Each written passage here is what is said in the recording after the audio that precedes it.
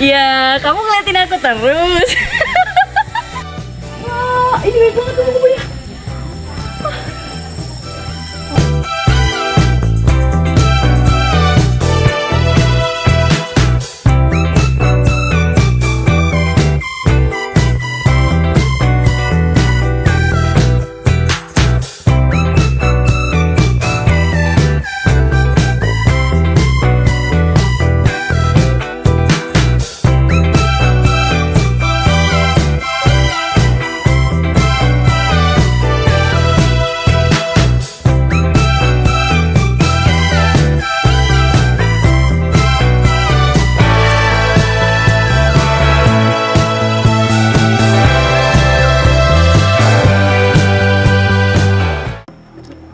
Halo Ibu. Halo.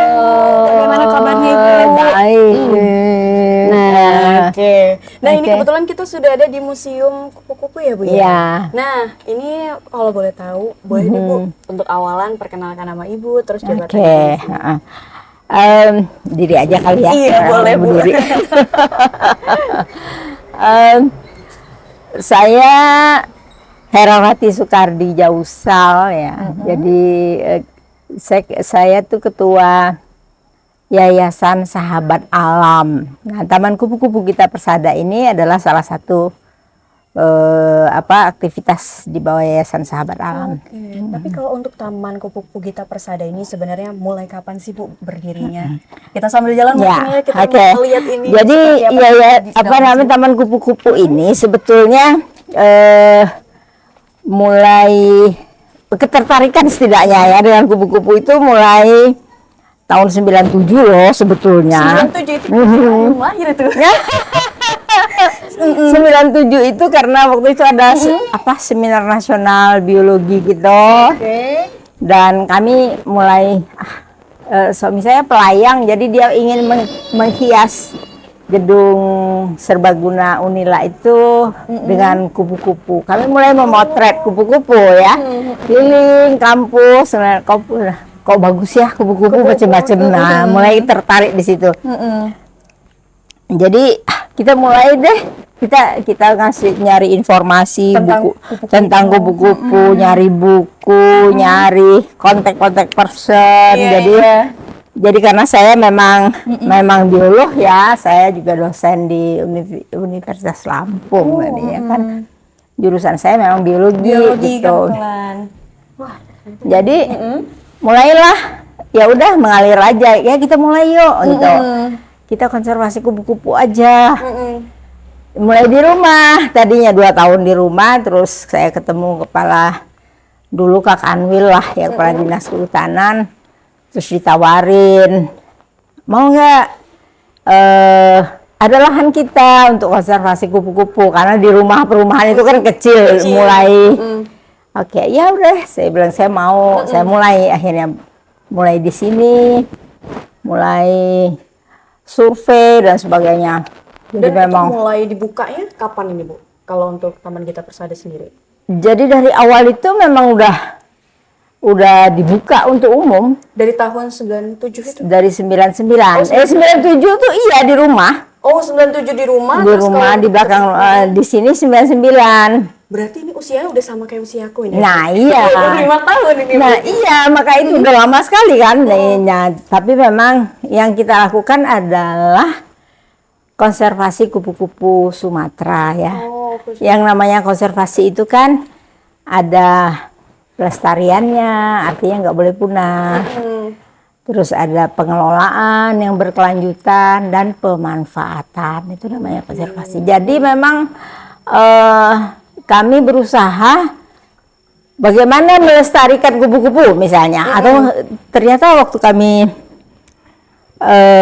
cari informasi waktu itu, pada saat tahun itu belum ada yang begitu tertarik dengan kupu-kupu. Yang ada di Bantimurung, tapi itu alami, belum ada yang melakukan rekayasa. Akhirnya saya bilang, oke deh, kita tahu oh ya yang menentukan kupu-kupu itu bisa hidup itu 2 macam tanaman. Satu pakan larva yang spesifik, yang kedua adalah makanan untuk kupu-kupu dewasa karena kupu-kupu dalam metamorfosis ya. Jadi makanan si larva dengan makanan kupu-kupu dewasa itu tidak sama. Yang satu perlu daun yang khusus. Daun apa itu, Bu?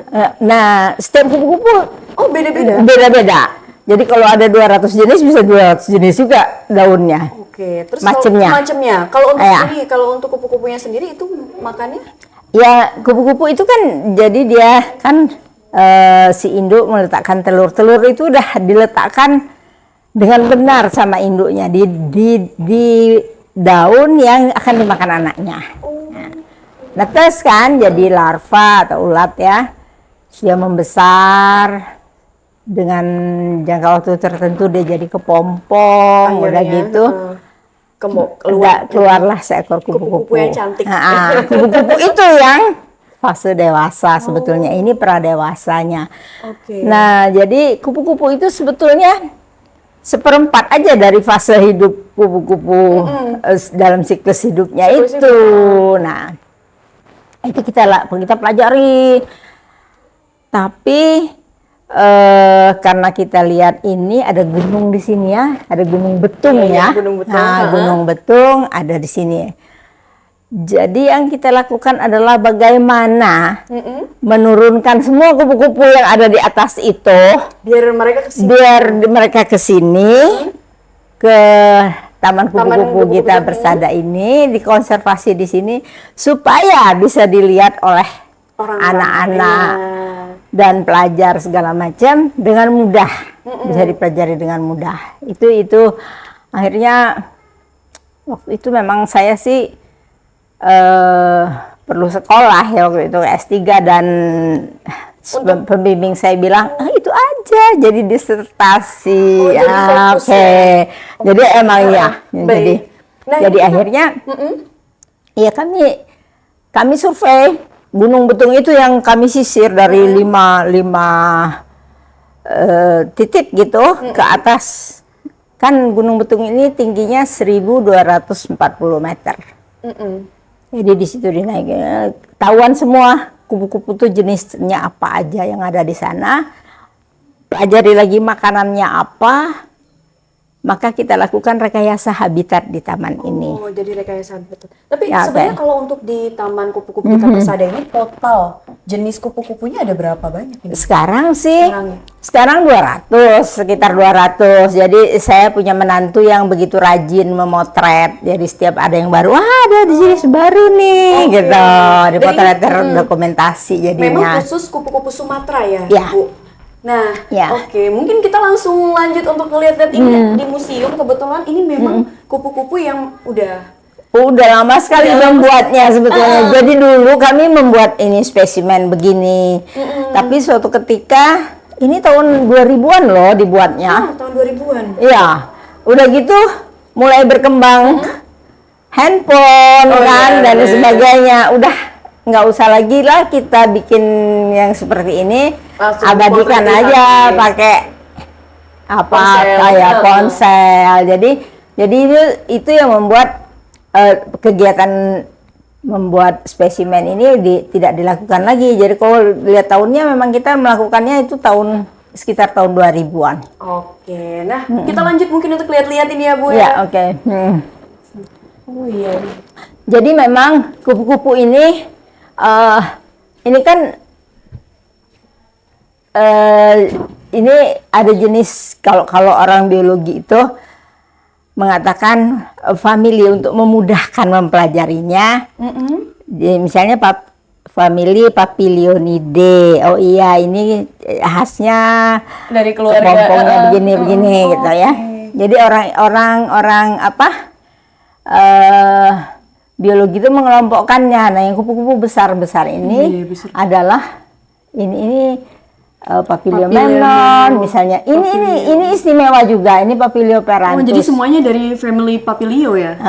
Tapi yang ini tidak dari Gunung Betung. Yang ini dari Pulau Tegal. Waktu itu kita masih sering jalan ya, sering ke laut gitu. Wah, kok ada kupu-kupu biru bagus banget. Cakep, Itu dicari apa sih ulatnya itu akan seperti apa ini ciri-cirinya gitu? makannya di tanaman apa? Nah itu dicari betul. Kita perhatikan betul dia akan bertelur di tanaman apa. Nah begitu ada kita ambil anakannya. Misalnya suami saya lagi ke lapangan, dia bilang oh ada 1000 bibit tanaman nih. Kami di rumah saya udah siapkan 1000 polybag. Langsung malam itu juga ditanam, udah datang. Jadi semua itu dipelajari satu persatu dan didapatkan dengan survei. Jadi waktu itu banyak sekali kan buku-buku. Kalau sekarang udah banyak buku Indonesia. Buku-buku luar ternyata tanamannya pun beda dengan kita. Jadi, aduh ini tanaman apa nggak ada di Indonesia misalnya. Jadi kita banyak sekali yang kita temukan sendiri tanaman itu. By survei tadi. Iya. Jadi waktu itu memang ada tim survei khusus anak mahasiswa. Naik, saya masih zaman itu umur saya masih berapa dong, ya kan? Sampai ke atas tapi 1000 meter loh kita naik gunung mencari. Jadi semua kupu-kupu yang ada di Gunung Betung itu dipelajari betul jenisnya apa, dan kita tarik ke bawah.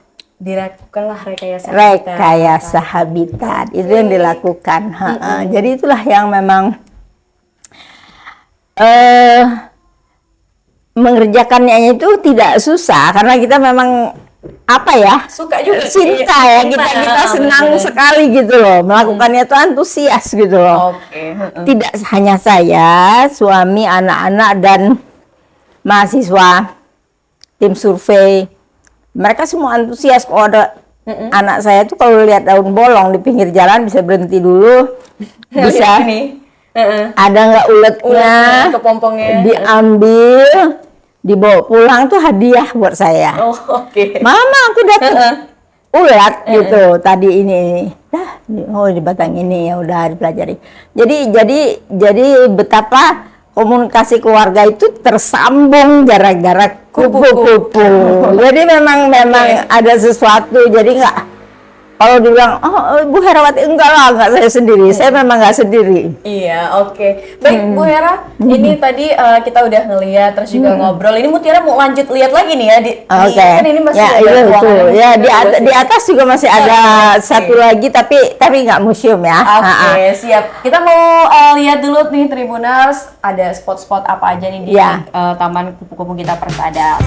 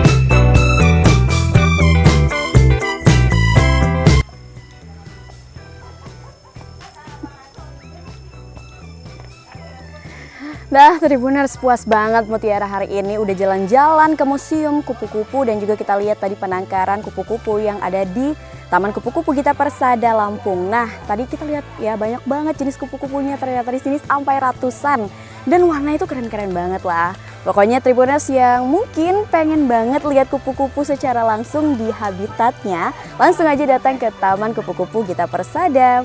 Nah kali ini mungkin itu aja kali ya perjalanan kita, nantikan perjalanan Mutiara di Liputan Travel berikutnya. Hai!